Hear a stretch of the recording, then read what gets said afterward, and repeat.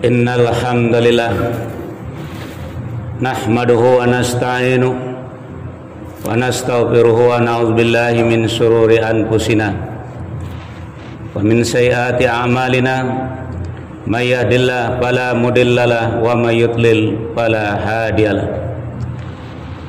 Asyhadu an la ilaha illallah wahdahu la syarikalah wa asyhadu anna Muhammadan abduhu wa rasuluh.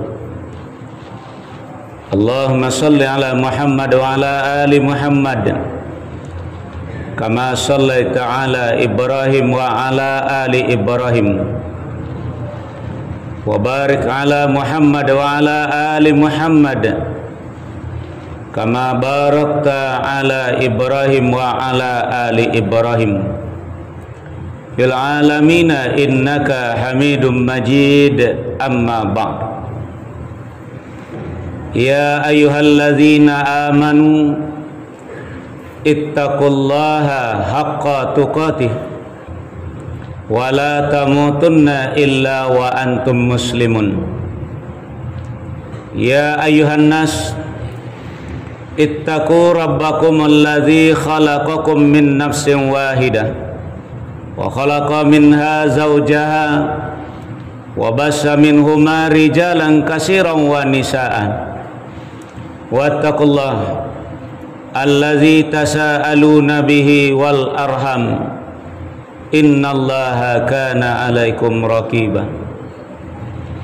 Ya ayyuhallazina amanu ittaqullaha wa qulu qawlan sadida yuslih lakum a'malakum wa yaghfir lakum dzunubakum wa may yuti'illaha wa rasulahu faqad faza fawzan 'azima. Wa qala Allah ta'ala fi hadzal Qur'anil Karim a'udzu billahi minasy syaithanir rajim. Bismillahirrahmanirrahim. Ya ayyuhalladzina amanu kutiba alaikumus syiyam kama kutiba alal ladzina min qablikum la'allakum tattaqun. Wa qala fi ayatil ukhra bismillahirrahmanirrahim. Wa amma man khafa maqama rabbih wa nahan nafsa 'anil hawa fa innal jannata hiyal ma'wa. Sadaqallahul azim. Aku berlindung kepada Allah dari gangguan syaitan yang dirajam dengan menyebut nama Allah yang Maha Pengasih, yang Maha Penyayang.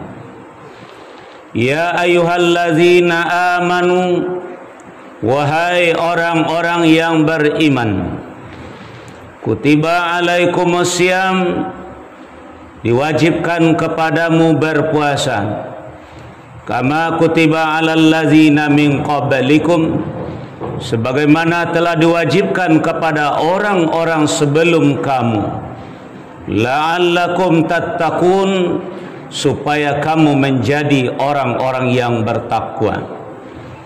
Dalam ayat yang lain Allah berfirman, bismillahirrahmanirrahim. Wa amma man khafa maqama rabbih wa nahan nafsa 'anil hawa. Dan adapun orang yang takut dengan kebesaran Tuhannya lalu menahan diri dari keinginan hawa nafsunya, fa innal jannata hiyal ma'wa, maka sesungguhnya surgalah tempat tinggalnya. Pertama adalah surat Al-Baqarah, surat yang kedua ayat 183. Yang kedua adalah surat An-Nazi'at, surat yang ke-79 ayat 40 sampai 41. Maha benar Allah yang Maha Agung.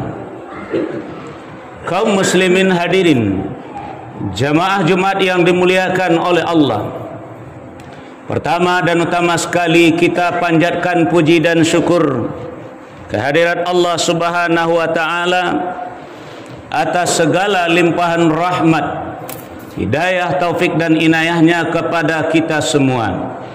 Selanjutnya salawat dan salam kita mohonkan kepada Allah semoga selalu tercurah kepada hamba Nabi dan Rasulnya, yakni Nabi Muhammad sallallahu alaihi wasallam.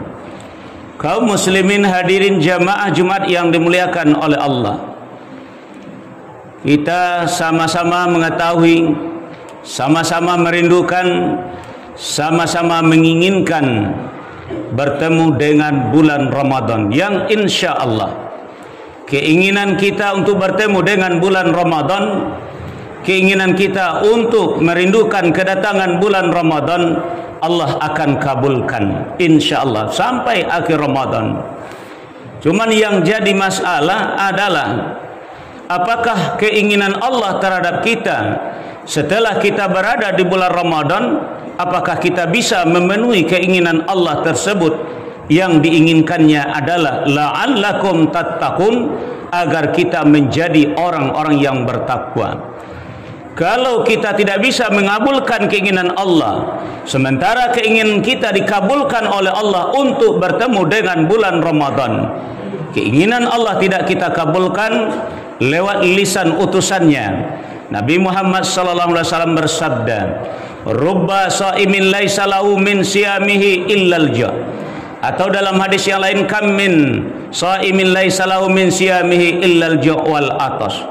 Berapa banyak orang yang puasa tapi dia tidak mendapatkan apa-apa dari puasanya kecuali hanya sekedar menahan haus dan lapar saja. Na'udzubillah.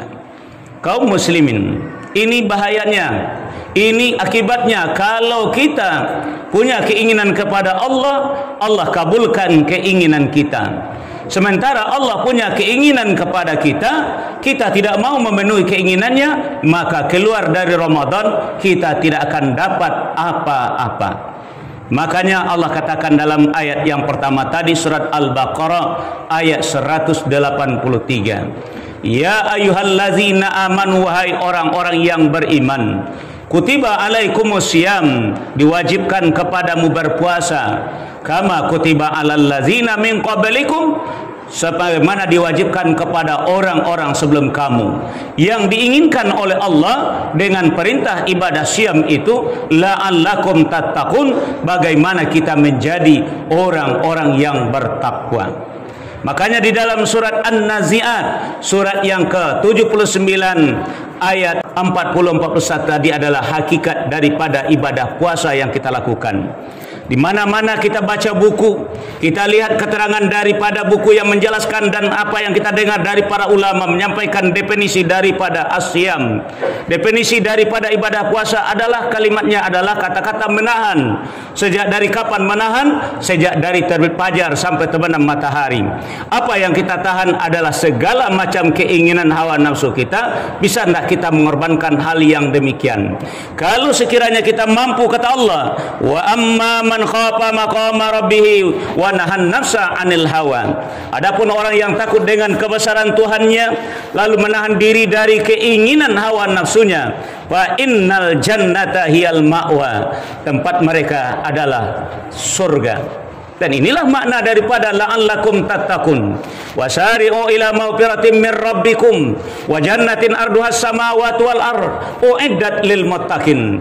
Bersegeralah kamu kepada ampunan dari Tuhanmu dan kepada surga yang luasnya seluas langit dan bumi. Ampunan dan surga itu disediakan Allah bagi orang-orang yang bertakwa. Jadi wajar Allah tempatkan kita kalau berhasil menahan dari segala macam keinginan kita dari hal-hal yang dilarang oleh Allah, maka surgalah tempat kita. Fa innal jannata hiyal ma'wa, maka surgalah tempat tinggal mereka. Persoalannya adalah, apa memang benar kita sudah berhasil mampu menahan dari apa yang dilarang oleh Allah? Ini yang jadi harus pertanyaan bagi kita. Kalau kita gagal mencapai hal demikian, itu baru sabda Nabi kita tadi, kita tidak akan mendapatkan apa-apa keluar dari Ramadan. Contoh, di dalam surat Al-Baqarah, surat yang kedua ayat 249, Allah berfirman, Bismillahirrahmanirrahim. Falamma fasala Talut bil junud qala innallaha mubtaliikum binahar faman syariba minhu falaysa minni wa man lam yata'anhu fa innahu minni illa man iltarafa ghurfatan biyadi fasharibu minhu illa qalilan minhum falamma jawazahu wallazina amanu ma'ah qalu la taqata lana al-yawma bijaluta wa junudi qala allazina yazunnuna annahum mulaqullah kam min fi'atin qalilatin ghalabat fi'atan katsiratan biiznillah wallahu ma'as sabirin. Kalau kita berhasil menjadi orang-orang yang bertakwa, la'allakum tattaqun, dengan ibadah as-siyam, dengan ibadah menahan ini, Rasulullah memberikan gambaran kepada kita dengan sabda beliau yang pertama, as-siyamu nisfu sabri, puasa itu adalah separuh dari kesabaran. Dengan ibadah puasa kita akan bisa menjadi orang-orang yang penyabar. Was-sabirina fil ba'sa'i wad-dharra'i wa hinal ba's ulaika allazina sadaqu wa ulaika humul muttaqun. Sabar itu adalah puncak daripada pribadinya orang-orang yang bertakwa.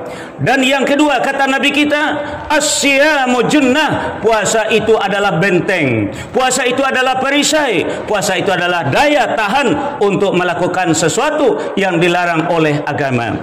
Nah, sekarang kita buktikan dengan ayat yang khatib bacakan tadi, surat Al-Baqarah ayat 249.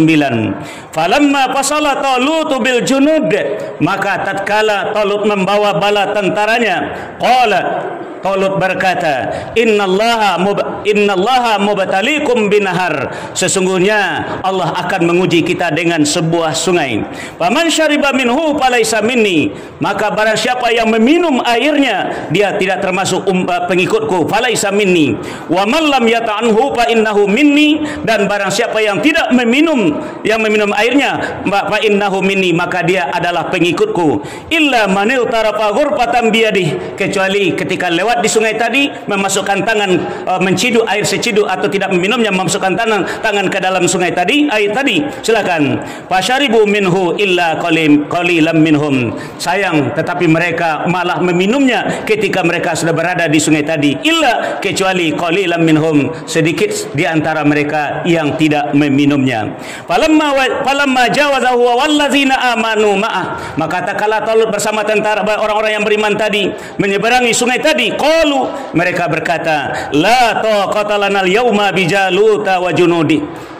Talut, kami tidak sanggup lagi, kami tidak ada kekuatan lagi pada hari ini untuk melawan berjalut dengan bala tentaranya. Qala, berkatalah orang allazina yazunnuna annahum mulaqullah, orang-orang yang rindu bertemu dengan Allah, kam min fiatin qalilatin ghalabat fiatan katsiratan biiznillah, yang sedikit bisa menang daripada yang banyak biiznillah, dengan izin Allah. Wallahu ma'as sabirin, sesungguhnya Allah bersama dengan orang-orang yang sabar. Kaum muslimin hadirin jamaah Jumat yang dimuliakan oleh Allah, inilah makna keadaan umat Islam pada hari ini yang dibayangkan oleh Nabi kita 14 abad atau 15 abad yang lalu, tentang mayoritasnya umat Islam, banyaknya jumlah umat Islam, tetapi seperti buih di tengah lautan. Memang banyak tapi tidak punya kekuatan, hanya kemari diempaskan oleh gelombang, kemari dihalau oleh angin, dikuasai oleh minoritas. Kaum muslimin hadirin jamaah Jumat yang dimuliakan oleh, apa yang menjadi penyebab? Yang menjadi penyebab adalah memakan, meminum sesuatu yang dilarang dalam agama. Tadi sudah dikatakan oleh Talut, di depan kita ada sebuah sungai. Innallaha mubtaliikum binahar, sungguhnya Allah akan menguji kita dengan sebuah sungai. Maka siapa yang meminum airnya, dia tidak jadi pengikutku, karena tidak ada lagi punya kekuatan. Tapi barang siapa yang tidak meminum kecuali hanya menciduk tangan ke dalamnya, dia tetap menjadi pengikutku. Tapi kebanyakan di antara mereka meminum air yang dilarang tadi. Begitulah pada hari ini, walaupun kita adalah orang nomor satu di negara kita ini, atau orang yang nomor satu di daerah kita masing-masing, kita menjadi wakil rakyat, kalau kita sudah termakan, kalau kita sudah terminum sesuatu yang dilarang dalam agama, dia tidak akan punya nyali lagi, dia tidak akan punya kekuatan lagi, dia tidak akan punya daya lagi untuk memperjuangkan agama. Walaupun power ada di tangannya, walaupun kekuasaan ada di tangannya, tapi kekuatan itu yang tidak dia miliki lagi, yang dia tidak memiliki lagi. Inilah inilah yang terjadi di negara kita yang mayoritas beragama Islam ini. Jadi apa saja kemungkaran, apa saja kezoliman, apa saja kejahatan yang ada, tidak ada orang melihat saja. Dia tidak punya kekuatan. Kenapa? Karena sudah masuk ke dalam tubuhnya sesuatu yang dilarang oleh agama. Makanya Ramadan mengajar kita bukan mengambil hak orang lain. Kita punya makanan, kita punya minuman, asli adalah original, kata orang sekarang, milik kita. Tapi Allah yang larang. Sejak dari terbit fajar sampai terbenam matahari, kita tidak sanggup memakan walaupun milik kita sendiri. Lalu bagaimana sesudah Ramadan kok punya orang yang kita libas, kok punya yang bukan milik kita yang kita makan, kok yang bukan milik kita yang kita minum. Inilah yang menyebabkan umat Islam seperti buih di tengah lautan. Na'udzubillah summa na'udzubillah. Jadi umat Islam pada hari ini hanya memikirkan apa yang masuk ke dalam perutnya, dia tidak lagi memikirkan menolong agama Allah. Pada Allah sudah katakan, in tansurullah yansurkum. Jika kamu menolong agama Allah, pasti Allah menolong kamu. Tapi sayang karena kita tidak punya kekuatan lagi untuk menolong agama Allah, lalu Allah biarkan kita sama dengan ulaika kal an'am, hanya sekadar memikirkan apa yang masuk ke dalam tubuhnya, apa yang masuk ke dalam perutnya. Mudah-mudahan dengan Ramadan yang akan ada di ambang pintu ini, yang sebentar lagi kita bisa mengambil hikmahnya sehingga kita bisa menjadi orang-orang yang bertakwa itu hendaknya. Contoh awal adalah Nabi Adam alaihissalam ketika berada di dalam surga, hanya karena mengambil sesuatu yang bukan haknya. Allah sudah larang, wala taqraba hazihi sajarah, jangan kamu dekati pohon ini,